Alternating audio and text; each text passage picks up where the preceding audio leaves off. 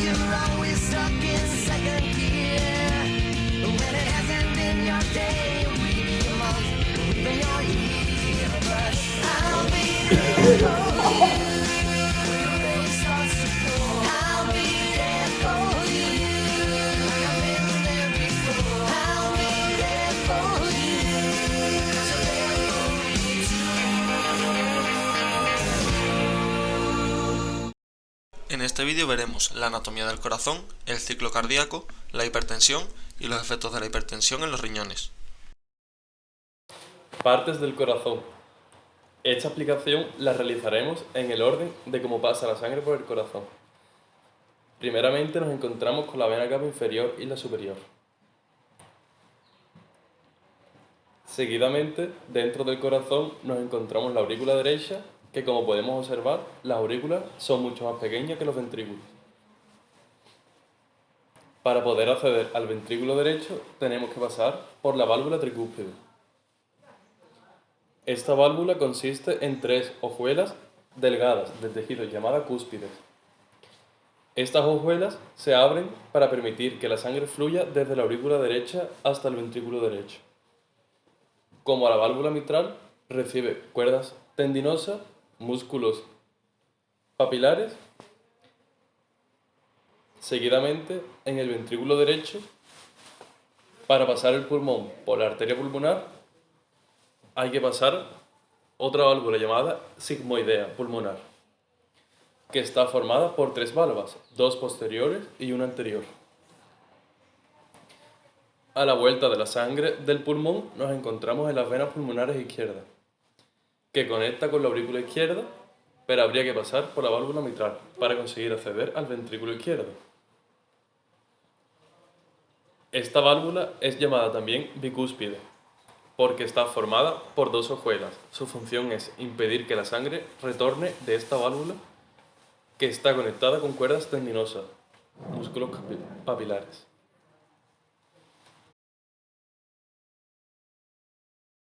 Posteriormente encontramos el ventrículo izquierdo, que conecta con la arteria aorta, a través de otra válvula llamada sigmoidea aórtica. Su función es que la sangre retorne desde la aorta al ventrículo izquierdo. Está formada por 4 membranas, 2 anteriores y una posterior. Por último nos encontramos la arteria aorta, que es por donde pasa la sangre para distribuirla por todo el cuerpo. Las paredes del corazón están compuestas por las siguientes partes. La parte más externa, el epicardio. En la mitad podemos observar el miocardio y ya la última capa se denomina endocardio. Hay que tener en cuenta que el corazón está recubierto por una bolsa de tejido conjuntivo, llamada pericardio, que está compuesta por 2 partes. La más externa, llamada capa fibrosas del epicardio. En la capa más interna nos encontramos la capa parietal del pericardio. Entre el pericardio y el corazón nos encontramos un pequeño espacio llamado cavidad pericárdica. Como podemos observar, en la mitad del corazón podemos situar una parte del músculo del corazón que queda en la mitad de él, llamado septum. El corazón, como ya sabemos, tiene un movimiento de contracción, sístole, y de relajación, diástole. Esto se ve reflejado en las paredes del corazón, ya que como observamos, las paredes del lado izquierdo del corazón son más gruesas, ya que necesitan más fuerza para contraerse, mientras que en la parte derecha son más delgadas, ya que no necesitan tanta fuerza para relajarse. El recorrido que hace la sangre desde un órgano hasta el corazón para realizar el intercambio gaseoso y volver al órgano se conoce como ciclo cardíaco. En este vídeo explicaremos el recorrido que hace la sangre desde los riñones. Comenzamos en los capilares de los riñones, donde la sangre está siendo filtrada y luego pasará a las vénulas, que son uniones pequeñas entre los capilares y las venas. Por último, pasará a la vena renal, que se dirige hacia la vena cava, que recoge la sangre de la parte inferior del cuerpo hasta el corazón.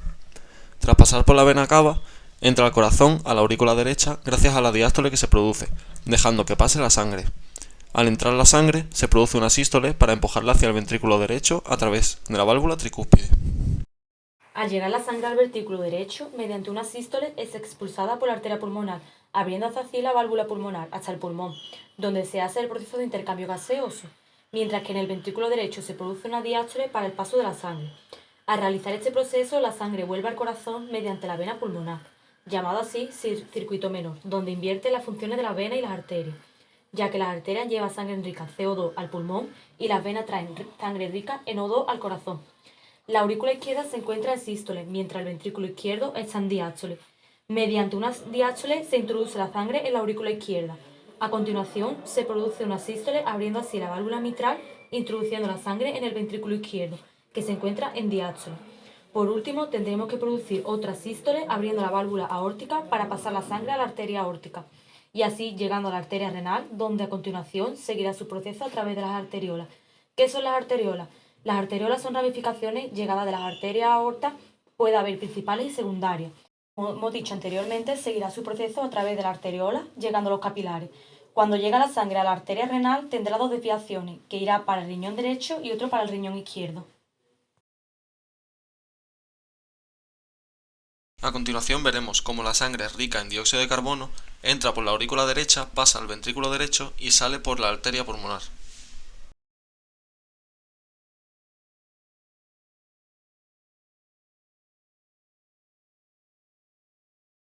Una vez realizado el intercambio gaseoso, la sangre entrará por la aurícula izquierda, pasará al ventrículo izquierdo y saldrá por la arteria aorta.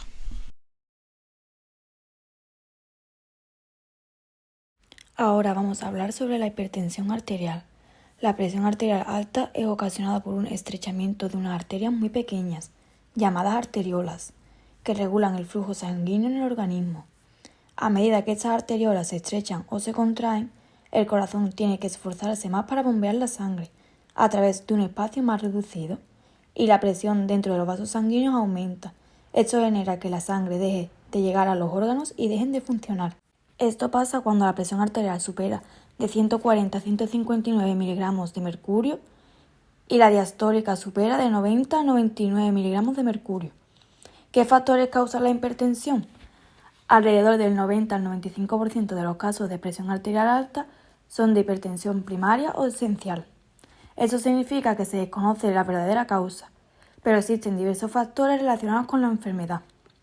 Estos factores son: tiene antecedentes familiares de hipertensión, mayor de 60 años, se enfrenta a niveles altos de estrés, sufre de sobrepeso u obesidad, el tabaco daña los vasos sanguíneos, el uso de anticonceptivos orales, lleva una alimentación alta en grasas saturadas y lleva una alimentación alta en sodio, bebe más de una cantidad moderada de alcohol, es físicamente inactiva o es diabética.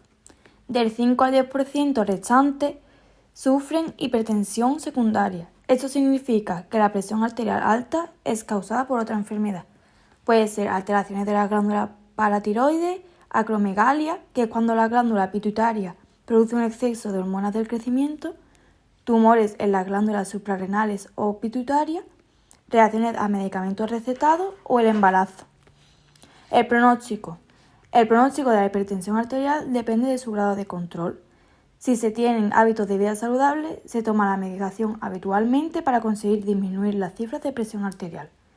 La presión arterial no tratada aumenta el riesgo de que el paciente desarrolle una enfermedad cardíaca, como insuficiencia cardíaca, infarto de miocardio o muerte súbita de origen cardíaco, insuficiencia renal o un accidente cerebrovascular a una temprana edad. El tratamiento sería dieta saludable, actividad física practicada con regularidad, reducción de peso corporal, evitación del cigarro, control del estrés físico y mental. También es necesario el uso complementario de medicamentos en los pacientes que no responden adecuadamente a estas medidas.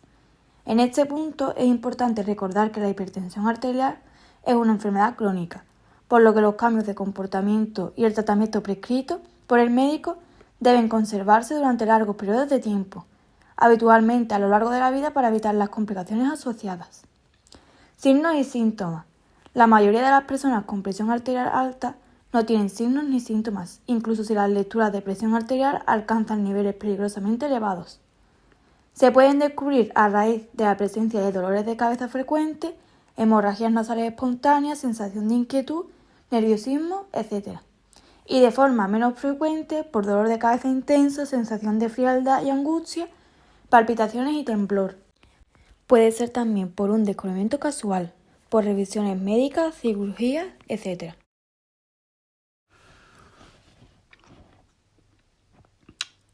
¿Cómo afecta la hipertensión a los riñones? La presión arterial alta puede contraer y endurecer los vasos sanguíneos, lo que suele dañar y debilitar por todo el cuerpo, incluso en los riñones. El estrechamiento tendrá como consecuencia tener que bombear con más fuerza y así, si los vasos sanguíneos de los riñones están lesionados, es posible que ya no funcionen correctamente. El riñón ejerce una función muy importante en el control de la presión arterial, por medio del control de la excreción y reabsorción de agua-sodio y a través de la síntesis y liberación de hormonas que regulan dos grandes sistemas, el renina-angiotensina-aldosterona y el adrenérgico. Las nefronas son unidades microscópicas que filtran la sangre y producen la orina. Cada riñón contiene alrededor de 1 millón de nefronas. A su vez, cada una de ellas contiene un glomérulo rodeado por una estructura con una pared muy delgada, en forma de tazón.